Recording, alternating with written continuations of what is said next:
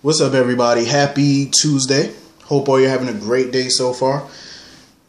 Getting into this episode of GH, this was a crazy episode. Like, there was a lot of story advancement, a lot of emotions. Like, it was just like totally emotional with this episode. This whole thing with Cyrus, like, Cyrus is basically trying to recruit Julian at this point, trying to get Julian as an ally. The question is, will Julian back Cyrus? I mean, if you think about it, from a certain perspective, it would be in Julian's best interest to align himself with Cyrus for the time being. There's different ways to look at it. And the reason I say that is because Julian is not out of the water yet. He's not out of hot water. He knows that there's a chance that his secret that he knew about Wiley being Michael's for quite some time, it can blow up in his face at any given moment. He knows that. And if that comes out, he knows that Sonny's going to be coming for him. You could have an ally like Cyrus backing you and protecting you. Then again, what if he works with Cyrus, double crosses Cyrus, helps Sonny out in a major way by helping him get rid of Cyrus? That could wipe out the debt between him and Sonny, maybe. If Sonny finds out that Julian was complicit in this whole Brad scheme with Wiley. Maybe that can help him out. You know what I mean? Where Sonny's willing to let that go. Who knows? I mean, you could look at it from different angles and see which may be the best way for Julian to play this. Or he could just mind his business and stay out of it. I mean, there's a lot of different plays Julian can make with this that can possibly help him out of this situation with Sonny. Maybe. Unfortunately, I had to agree with Carly today. Unfortunately. It's not something that I have to say all the time, but I did agree with her today where Jason and Cyrus was concerned. Jason hanging up on Cyrus wasn't a smart move. Him canceling the meeting with Cyrus was not a smart move. Those things were not smart, you hanging up in his face. Due to the fact that him and Sonny just said that they were trying to avoid a war with Cyrus. Well, this is not the best way to avoid a war. You were supposed to have a sit down with him and you canceled. I get it, because Sonny had to tend to his father, which I agree is more important than his meeting with Cyrus. But you could have postponed the meeting, you could have whatever, but you straight up canceled the meeting and hung up in that man's face. And you could tell Cyrus was not happy about that. He was pissed off. One, he was pissed because they were canceling. Two, he was even more pissed because homeboy hung up in his face. And he felt like that was just the ultimate sign of disrespect. So you already know he's going to hit back. Cyrus is going to be on y'all ass now more than ever. Because y'all just been making threats towards him. Y'all been, whatever. That wasn't a smart play. Like, this man, your whole family is supposed to be on lockdown, walking around with bodyguards and all that because of Cyrus. Do you think canceling the meeting and hanging up in his face, being totally rude, do you think that's a smart way to avoid a war? Come on, that's not smart. Jason is Sonny's second in command. You're basically his business partner. I agree with Carly. Jason should have just went to the meeting in place of Sonny. If Sonny can't go as second in command and business partner, basically a co-CEO in a way, you should have went to the meeting. If Sonny can't go, then that means you step up and you go. Jason is just as much, a part of the business, the day-to-day operations as Sonny is. Why didn't you go if Sonny can't make it? That way, y'all can find a way to, compromise, work, Cyrus do what he got to do. You do what you got to do. You and Sonny handle y'all business the way y'all handle it. Cyrus, try to find some type of common ground on this. So that way you can avoid a war. And nobody has to, get hurt. Nobody's family has to get got. Your soldiers ain't got to get hit up. You know what I mean? Like, find a way to handle it. Jason handled that situation all wrong. All wrong. Like, I just feel like that wasn't the brightest way to do it. But I did like the scene, though, where Carly brought Donna down and stuff like that and let Jason hold her. And what kind of irritated me a little bit, just a smidge, was how Carly was trying to tell Donna, oh, you know, your Uncle Jason's always going to have your back. See, don't do that. Don't do that, because that's just another damn Corinthos that Jason has to watch out for. I mean, Jason has protected that family for years, and now he has a new one that he has to protect now. Not only does he have to protect all of the Corinthoses, he has to protect his own kids. Well, kid, because, you know, he's never around Jake, so. But I digress. So anyway, moving on from that. Lulu. Lulu was getting on my damn nerves as usual. What is wrong with her? Like, I just don't get it. Like, what is Lulu's problem? It's like she just refuses to look at the big picture. She's thinking short term when she should be thinking long term.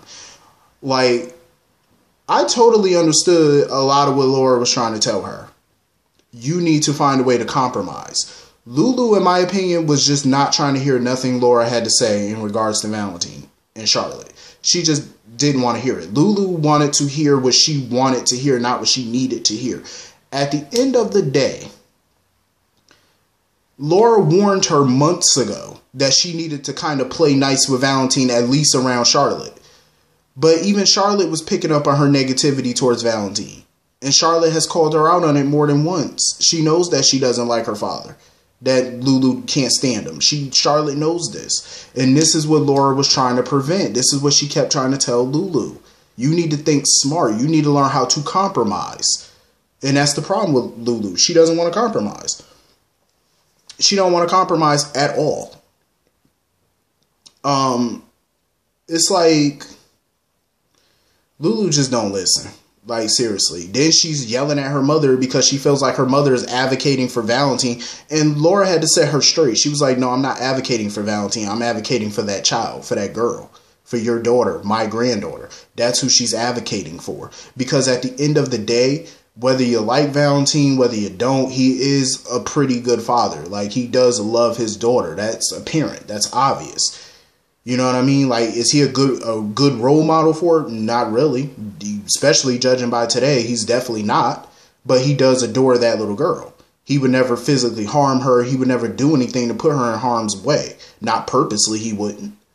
You know what I mean? Like, he loves that little girl to death. Like, he just loves her. That's obvious. And Lulu needs to put her hatred to the side and figure out a way to compromise with him for the betterment of their child. You know what I mean? Like, because if you keep pushing this agenda that you have, trying to take her away from her dad and her dad can never see her or whatever, you're hurting her in the long run because she's going to resent you. And Charlotte is already, you know, a little bit against Lulu because she feels like Lulu hates Nina and hates Valentine, and she's the reason why Nina and Valentine didn't get married. I understand Lulu don't trust Valentine. I understand she don't like him. But you have a child with him. So you need to find some common ground. Somehow, some way. Figure it out. Because Lulu, what pissed me off most about her today was that she was sitting there talking about when Laura was telling her, you know how much Charlotte loves her dad. This fool Lulu said dogs love chocolate and stuff like that. What the hell? First of all, you cannot compare a dog's love for chocolate. Talking about that doesn't mean that it's good for them. First of all, you can't compare a dog's love for chocolate to a daughter's love for her father. Two totally, completely different situations. Those two, they're not comparable. You can never compare the two. And what pisses me off is Lulu sits there talking about the only reason Charlotte loves her father is because she doesn't know who he really is, all the horrible things about him. Lulu, Charlotte knows more about her father than you can imagine. Trust me. She knows a lot more about her father than you think she does. See, that's the problem with Lulu. She underestimates her daughter and the smartness of her daughter. She underestimates that. Your daughter knows plenty about her father that you don't even know that she knows. And the funny thing is, Lulu loves Luke. Lulu loves her father. flaws and all. And everybody knows that Luke has a horrible history, a horrible past.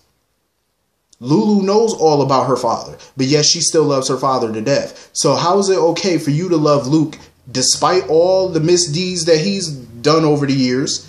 You still love him, so why can't Charlotte love her father despite all his flaws? She's a hypocrite. If you can love Luke, flaws and all, Charlotte can love her father with all his flaws. Like, she needs to get over herself and do it quickly before you alienate your daughter any further. Like, seriously, this is not about you. This is about the child and what's best for her. Whether you like Valentine or not, that's still her dad, and he Charlotte needs him. She needs both parents, not just one. Look at what Dante's absence is doing to Rocco. He needs his father. He needs his dad. That's what you need. You need both parents, not just one. So anyway, Charlotte was basically talking to her dad or whatever, and he was trying to figure out like why she doing what she doing. And she basically told him that she saw him push Ava that night of his wedding to Nina, push her off the parapet. She witnessed it, and he was shocked that she never told him about it. Right then and there, the way Charlotte was talking about Ava being Valentine's enemy and stuff, and Valentine was like, Ava's not my enemy. And the way that Charlotte was talking, I think, was throwing him back, because it was like, he feels like responsible for the way that his daughter's behaving. So he went over to Laura and basically told her that if Lulu filed for full custody, he wouldn't fight her on it, because he's now thinking that maybe his daughter is better off in Lulu's care. And he wants Laura to teach his daughter good things, instill those good qualities into her, because he doesn't want his daughter to turn out like him. You know what I mean? Like, he just doesn't want his child turning out evil and, getting revenge on people. That's not what he wants for his child. So he wants Laura to teach Charlotte how to be a good person, because he feels like he failed at doing that. I know some people were probably, supposed to feel bad for Valentine. I mean, me personally, I kind of don't. But, because he did this to himself with that little demon seed. But I respect the fact that he was willing to give her up. Do I think it's a good idea for the long term for her? I don't think it's going to be good for Charlotte long term, because him giving her up, I mean, Charlotte already thinks that he's mad at her. You know what I mean? So I don't think it's going to be good for her in the long run, because she might, resent Lulu or think that he's, pushing her away because of Lulu. Like, you just never know. Like, it may be even worse. Her behavior may get worse because of this. But then again, you never know what Valentine is up to. I mean, could he be serious about giving his daughter up, or is this some type of plot? Like, you just never know with him. You know what I mean? To take him seriously or not. Because even Laura was looking at him shocked that he was willing to give up full custody. Like, she was totally surprised. So you just never know. Like, is this serious, or is this some type of game he playing? You never know. You just got to wait and see. So anyway, moving on from that. The Michael Jocelyn scene, for me, I kind of like that scene, because I felt like they were having real talk, like a good brother-sister conversation. And it was kind of, perplexing to Michael how much Jocelyn was turning out to be like Harley. Because they both just, act in the heat of the moment. They, they improvise. They, just do things on the fly or whatever. And Jocelyn brought up a good point. She was like, yeah, her and her mother do act out in the moment of things. But Michael is the type of person, he plans ahead. He plans in advance. Like, he tries to, see people's weaknesses and stuff like that. So that way, he could use it to his advantage. I will have to agree with that, because if you look back to when Michael was getting revenge on Sonny, he planned it out perfectly on how to get revenge on Sonny by taking Avery away from him, because he knew that was Sonny's weakness. So I do agree with Jocelyn on that one. Michael, see, this is why in this whole custody battle, I need for Michael, if he really wants to win, he needs to tap into that. Like, figure out what Nell's Achilles heel is. Like, what is her weakness, and use it to win. You know what I'm saying? Not to say that you got to totally play dirty, but sometimes, you know, if you can play dirty and get away with it, why not? You know, but Michael is a good planner, though. He does plan in advance. I will give him that. And sometimes that's just how you have to be. There's nothing wrong with improvising, you know, acting out in the moment. And there's nothing wrong with planning out in advance. The only thing is those are good characteristics to have. The only thing is you have to know when to use them. You have to know which situation to plan and which situation to kind of improvise. Like, you just got to know when to use it. Certain characteristics, that's just how it goes. So anyway, moving on from that. That whole scene with Mike was just so sad. It was just so devastating. It was good that Brooklyn was there and stuff, you know, to help Sonny out with that. Because when the doctor was talking to Sonny about Mike being incontinent, you know, he's just not talking. He's not really communicating. He can't even drink water at this point. Like, he was just sitting here spitting up the water, coughing. Mike is just worse off than what he is. He had a seizure. Like, he's just getting worse and worse. I feel like Sonny was just totally in denial, as usual. Sonny's just really, like, in denial about his father. Totally in denial. And, you know, he just keeps trying to shut people out, you know, like Carly and Brooklyn. You know, he was just telling Brooklyn, oh, you can leave, you can go home or whatever. And I'm glad Brooklyn decided to stay and not leave because she has experience with stuff like that, you know. So it was good that she was there to help him through that. I feel like when Sonny went into that room to see Mike, I don't think Sonny was mentally prepared for what he was seeing. To see Mike in that fragile state. Sonny wasn't mentally prepared for it. So I am glad that Brooks stuck around because he's definitely in deep denial. And when Mike was like, you know, is it over? Is it over? You could just tell Mike is hanging on by a thread right now. He's rapidly deteriorating at this point. He's hanging on by a loose thread. And it was just super sad to see. But the actors are just killing it. You know, the actors are killing it. Maurice Benard, Max Gale, definitely. All the actors in this storyline, they're just nailing it. And I'm glad that it's being so well written. You know what I mean? Like, this whole Alzheimer's story was well written from top to bottom. And it's super sad to see. You know, I hate to see it, but I think it's something that needs to be done. And I'm glad that they're shedding light on this topic. You know, and you know, kudos to the actors, the producers, the writers, you know, for coming up with this, and the actors for acting it out. It's amazing. It's been, you know, spot on. So anyway, moving on from that, I was surprised that Willow didn't see through Chase's charade. Like, I'm totally surprised that she didn't see this as a charade from Chase and Sasha. Like, they keep trying to push you. You know, Sasha's been pushing her to marry Michael for the custody, and Willow has been refusing because of Chase. And next thing you know, you walk into the apartment and you see Chase and Sasha kissing and stuff and pretending that they had sex, and you're just believing it. You should have laughed and told them, nice try. Like, I'm surprised she didn't see through this. But when she left the apartment and she was just breaking down and stuff in the hallway, you could tell, like, Chase was just super pissed. Like, he was just mad that he had to go this route. But, you know, he feels like, you know, this plan may be worth it in the long run. For me, I feel like it's a stupid plan that didn't need to happen. I feel like her marrying Michael don't need to happen. In this type of situation, I feel like it's going to ruin not only, like, this, what they did is not only going to ruin their respective relationships, I feel like it's going to ruin that friendship that they were all building with each other and stuff like that. It's definitely going to have an impact, because at the end of the day, there's no guarantee that her marrying Michael is going to get Michael sole custody of Wiley. There's no proof of that. There's no guarantee to that. You know what I mean? So that's a big risk that they're all taking right now. And you never know. Like, you know, it was funny because Chase was like, oh, me and Sasha have a lot in common. And, you know, like, I understand he was putting on a show for Willow, but you never know what could happen in the future. Like, what if he starts feeling like after kissing her and being around Sasha that maybe he is starting to have genuine feelings for her and she's going to start having genuine feelings for him? You never know.